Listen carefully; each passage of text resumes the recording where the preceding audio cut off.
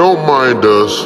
We're just out here burning schools and libraries and shit. But, subscribe to Grand Line Bound, will ya? Okay, thank you.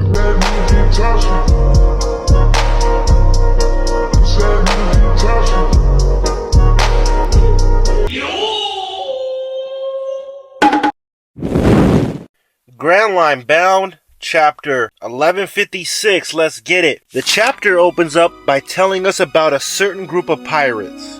These pirates hail from a place that I want to go and take a permanent vacation to. It was said that even the Marines could not oppose them. They were known as the Kuja Pirates, a group of fierce female warriors that was off limits to any man. We see a picture of Granny Gloriosa in her prime. And in typical Amazon Lily Empress fashion, Lil Mama is full of herself. I guess you could say that receiving validation all day, every day will do that to you. Trust me, I know. I get compliments all the time. Literally everywhere I go. It's unbearable. Oh, it's true. It's damn true. I'm just kidding.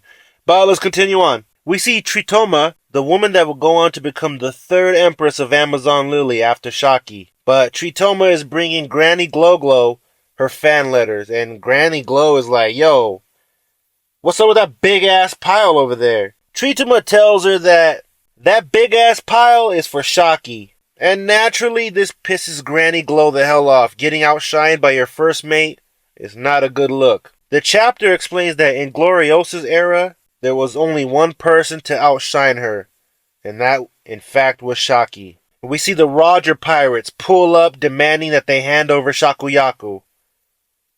I don't know why I said her whole name like that. What the fuck?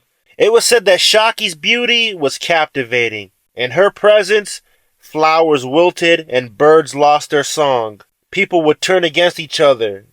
Her beauty humbled even the mightiest warriors. And we see her walk outside, and then she cracks Gabon right off the back. Some west side folks that get right up on him. Boom, bam on the dead homies. I'll whoop him, knock him out naked, dead homies, off the back. Now Roger runs up to try to back his boy up and gets worked as well. Boom, bam on the dead homies. I'll whoop him, knock him out naked, dead homies. Even the great Gold D. Roger was not safe.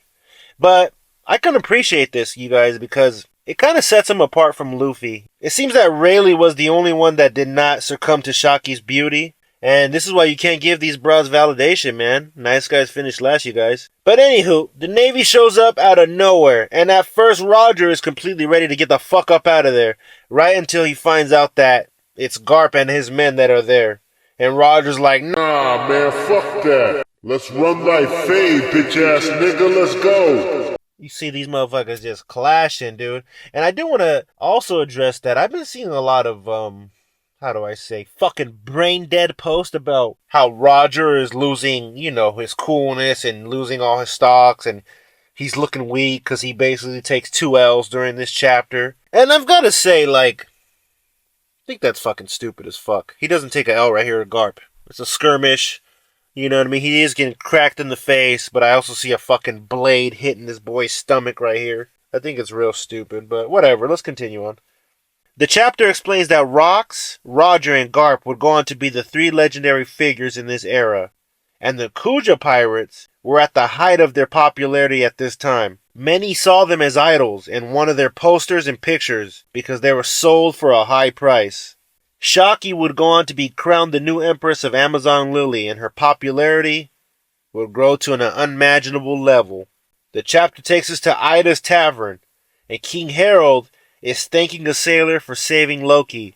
It seems that Loki's dumbass took a ship and tried to sail off with it. Well, bro couldn't whip the ship, so he flipped, capsized.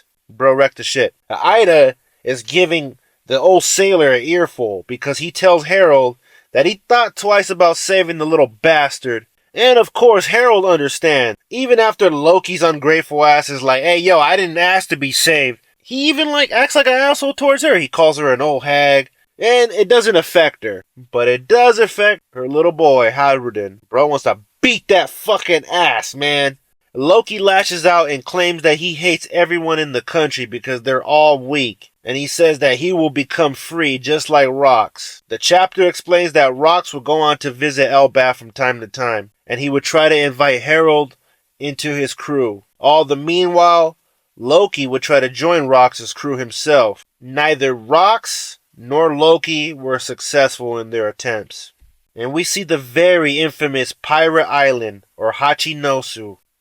Now this takes place sometime after Rox took it over. And you could tell this was a while back because it's missing the two holes that gives it its like skull look, you know what I mean? Well, that's about to change in a second, but we see a man asking the very friendly local gentlemen that live on the island, where's Rox? Buddy is trying to join his crew. Now, being the kind-hearted men that they are, they treat this man with the utmost respect and hospitality. Because after all, that's what pirates do. Nah, I'm kidding. They're total pieces of shit. And they tell him to go fuck off. He'll never make it to Rox. Oh, shit! Say it again! He'll never make it to Rox because the deeper you go, the more dangerous the scallywags get. But they do tell him that Rox is posted up by that big-ass rock that looks like a fish. I speculated it looks like a whale. I think it's funny that Rox is on the big rock. Bitch, let's go. Now this ugly little scallywag right here tries to kick the stranger. Well, he finds out that bro ain't nobody to play with. Hey, that's my shit. Pickable. I just put the buggers in my chain. Pickable. 80 pointers like a Kobe game. First, before I introduce my guy right here, I want to ask you guys, is it me or this motherfucker grew, man? You know what I mean? Look at him. Look at him right here. And now look at him. Motherfucker looks like one of the Toguro brothers from fucking Yu Yu Hakusho, man.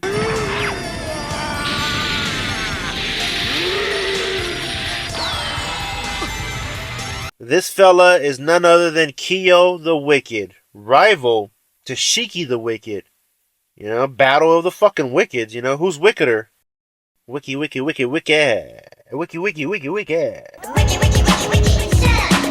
Now, a couple things about this guy. First, the whole getting bigger thing. People are speculating that this guy had Oruja's devil fruit. You know, the whole get strong by receiving damage whole biz, you know. And I can see that. Because we honestly need more Oruj type shit in the story. I felt like, you know, he kind of just disappeared for a little bit. Maybe that's the way Oda wants it. Who knows? But yeah, Big Bro just snatches this guy the hell up. And that's the last that we'll see from this guy in this chapter. Now, remember those hoes I was talking about? I take all you hoes to a hotel if your hoes don't tell. We see that it was Rox who added that touch to Hachinosu. Bro just knocked two fucking holes right there. Just for decoration, I guess. And we see him talking to his crew about how he's after two devil fruits. One of them is located in Elbath. We can only speculate that this devil fruit is the devil fruit that's passed down from generation to generation. What's even more interesting is that Rox says that its true nature will be unlocked once Harold eats it. And this is where we're introduced to Captain John. What? Captain John. What? Captain John. Okay! And he's talking about going after the Galata giants that we heard about a couple chapters ago. The soon-to-be Charlotte Thickland says that she's using all her contacts that she knows to try to track them down. All trails of the mysterious Warhammer giants lead to dead ends. We see Papa Newgate, Linlin's right-hand man Stressin, a catfish man that goes by the name Barbell, and a little skipper that goes by the name of Kaido.